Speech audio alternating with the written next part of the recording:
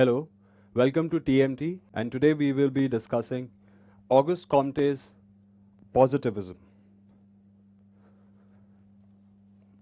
Now, Isidore Marie Auguste Francois Xavier Comte was a French philosopher who was born in Montpellier in France in the year 1798.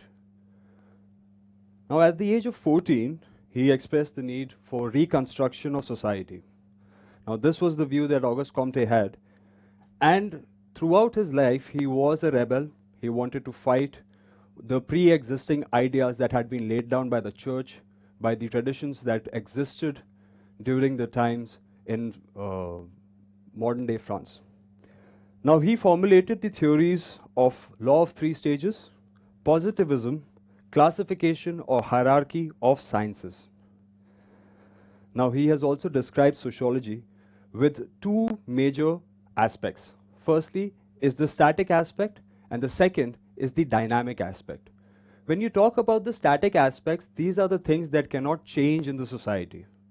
Now, when we talk about the static aspects too, for example, the institutions that exist and cannot be shaken, for example, family, that structure is going to stay. When we talk about the dynamic aspects, these are the things that can change. The movement of people from one strata of the society to the other strata of the society. Now, he coined the term sociology in the year 1838 by combining the Latin term socius, meaning companion and associate, and the Greek term logia, which is study or speech.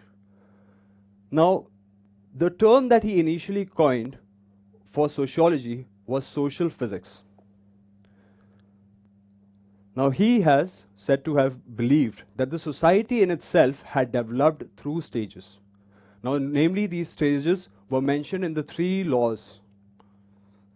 Now, speaking of positivism first, what do you understand by the term positivism? Is it positive? Not necessarily. You might have a positive result for your medical test that could in fact signify that something has in fact happened bad with you. As opposed to this, positive is not only happy or good things. What positive actually means is that you are certain, that you are sure about certain things that have happened. You are knowing the fact that it is absolutely certain that this thing has in fact taken place. Now, this knowing is the basis of Comte's philosophy of positivism. As time has progressed, there have been several other sociologists, social thinkers who have developed the concept of positivism further.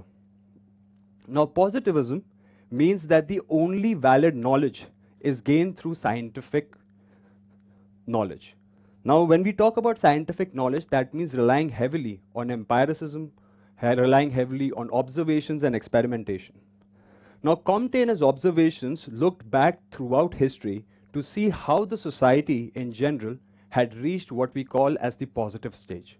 What he thought and what he assumed and what he described was that it was through ages, through centuries, that the society as a whole had managed to attain this stage whereby they relied heavily on ascertaining things or making things to be sure or to be known to them. Now, the law of three stages. When we discuss about the law of three stages, this was the idea of the transition of the society according to Comte. Now, based on these observations, he reached the conclusion that there were these three stages. Firstly, was the theological or fictitious stage, followed by the metaphysical or abstract stage. This eventually led to what we call as the positive or scientific stage. Now, theological or fictitious stage. When we talk about the theological or fictitious stage, the name in itself tells you that there was a heavy reliance on supernatural entities, godlike figures, heroes, etc. Now, this type of stage or this particular stage in human society is considered the oldest and the most primitive. Now, this stage marked the absence of science in religion. When we talk about the absence of science, this is where science had no role to play whatsoever in religion, and religion was what led the people to believe in gods, in supernatural entities, etc. Now, people in the theological stage, I repeat, explain all natural events or occurrences as the work of supernatural powers. No logical explanation or reason has been accorded to any natural occurrences. For example, why does it rain? Because there is a supernatural power, a god, that is causing the rain to happen. Based on the assumptions, when we look at the basis of these assumptions, was that the gods or the spirits, either of nature or created by religion, were powerful and controlled all aspects of human life and all the aspects of nature too. Now, this stage can be divided into three types. When we talk about these three types, the first is fetishism. Now, fetishism was where the spirits were embodied in nature. If you had to take an example of this, I'm sure many of you might have seen Game of Thrones. Now, the elder gods or the older gods, whereby you're worshipping trees or natural spirits for the powers that they hold, can be used or can be attributed to fetishism. Now, second is polytheism. When we talk about polytheism, this is where there are powerful gods and there is multiplicity of gods that exists as well, and that rule over certain aspects of nature. So you have a god of fire, you have a god of thunder, you have a god of rain, goddess of fertility, etc. When we look at examples of polytheism, we can see it in Greek mythologies, we can see it across Egyptian cultures, even in fact in Hindu mythology, where we have several gods, all of them powerful in their own right and controlling certain aspects of the existence of all life on earth. Lastly, you have what we call as monotheism. Now, monotheism in itself is relatively new as compared to polytheism. When we look at the monotheistic religions, they are the ones which are the most recent of all the existing religions in the world. Take, for example, Islam, Christianity, and so on. So when we talk about the concept of monotheism, that means there is an existence of only one God. And this God is the all-powerful God. If you look at countless examples throughout the Old and the New Testament, you can see that there has been mention of only one true divine power, whereby that power commands each and every man to commit certain actions. Now, the next stage or the next transition that took place was that of the metaphysical or abstract stage. Speaking of the metaphysical or the abstract stage, in this particular stage, scientific and religious worldviews coexisted in order to make sense of the world. So as man progressed, as we could see that in the society, there were scientific advancements that started challenging the notions that had been put across by the various religious institutions. There came a time when people started questioning everything and started construing ideas that perhaps all the events that are happening in the world, only some can be attributed to a higher religious power or a higher power. Now, people think in this particular stage, or the general society begins to think, that an abstract power is what is guiding us in the world, and we have to actually work according to these certain fixed principles. The best example of this is the law of karma. Now, most of the universal laws were based on these abstract principles.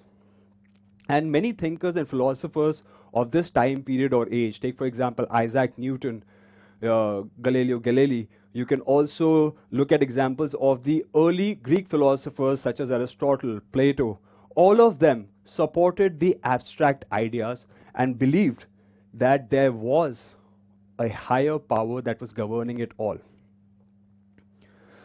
One very notable example of the modern stage or during the times of the Enlightenment period was that of John Locke. Now, John Locke uses religion as a justification that all people are created with natural rights of life, liberty, and property. And this is the foundation of modern day fundamental rights, and in fact human rights, the entire principle of human rights is based upon the assumption that each and every individual is born with these innate rights.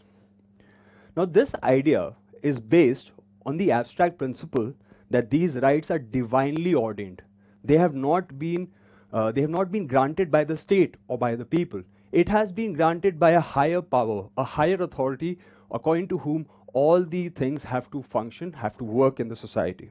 And this is basically in line with what we call as the constructs of the entire universe. So this applicability, this universal explanation, or this universal applicability to all the laws, to all the rights that Locke is speaking about, has been granted by an unknown abstract entity. Now, so this stage can therefore be considered or called as a stage of scientific religion, because the scientific minds had started relying heavily to explain a lot of entities, to explain a lot of occurrences to a higher power or higher authority. This stage therefore stressed upon the importance of a structure, of a fixed design, of how things need to be done, how things need to be conducted. They believed that these laws were applicable because these were given or divinely ordained or uh, made by the entire universe. And you had some abstract entity that was creating this kind of balance or this kind of structure. Moving on to the positive or scientific stage. When we talk about the positive or scientific stage, this is where Comte comes to the final conclusion. And this was of what we call as the scientific or the positivist stage, which he believed to be the principle of what we call as social development. Speaking of social development, in this stage, people look at things based exclusively on the scientific methods, that is, on observation and experimentation. They believe only in the things that they see, and what they see, they believe. So when we look at this particular transition, we can observe that post the scientific revolution that took place at the turn of the 17th century and the beginning of the 18th century, there was a clear disregard for metaphysical principles.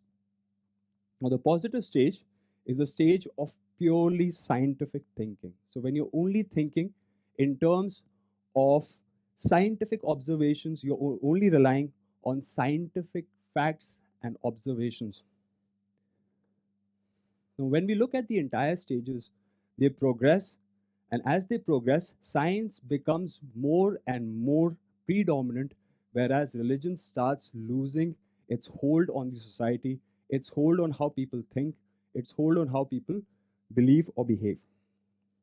Now, when we look at the contributions of Auguste Comte, he laid the foundations of modern philosophy because he decided to challenge the pre existing notions, the pre existing ideas that we were in fact being governed by an abstract entity. We were in fact being governed or divinely ordained to behave, to be in a certain manner, to conform to a certain ideas. He was the first person to have challenged this idea. When we look at the later philosophers, they relied heavily on the positivist way of thinking. You had philosophers like Durkheim, Darwin, and Nietzsche, who used positivism, developed it further, and developed their theories based upon the assumptions that they started relying heavily on observation and experimentation. They started relying heavily on scientific advancements. When we look at Durkheim, he came up with the theory of suicide, whereby the role of the abstract entities no longer governed how the society was functioning. When we look at Darwin, he came up with the theory of evolution that was a scathing attack, or in fact, that denied the pre existing ideas of God giving birth to man and all species. When we talk about Friedrich Nietzsche, he famously said that God is dead. That is it from my side. In the next TMT, we will be discussing about Emil Durkheim's theory of suicide. Thank you.